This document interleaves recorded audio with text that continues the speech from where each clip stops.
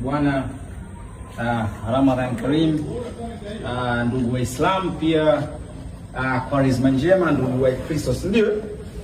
Kuna siku moja nilikuwa nasema kwamba kuna tofauti kubwa sana kati ya nyumba ya ndoto yako na nyumba yako ya kwanza kwenye maisha yako. Usiconfuse hizi nyumba mbili, between a dream house and a first house. First house inabidi tu iwe ya bajeti yoyote, kwa sababu ndio nyumba yako ya kwanza kumiliki. Yani manake toa oshi. Wanangu pool table nikisema toa oshi, nadhani unaelewa. Toa oshi kwa sababu nyumba za kupanga hazipokei msiba.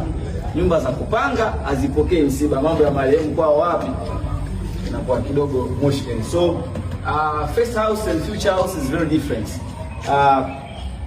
First house iwe ni ya bajeti yoyote.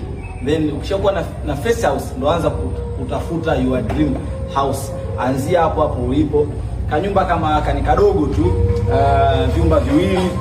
Gharama natumia ni shilingi milioni 16. Namba ya fundi wangu Ibra nimewapa. Basi bwana, endelee kupata iftar. Taratibu.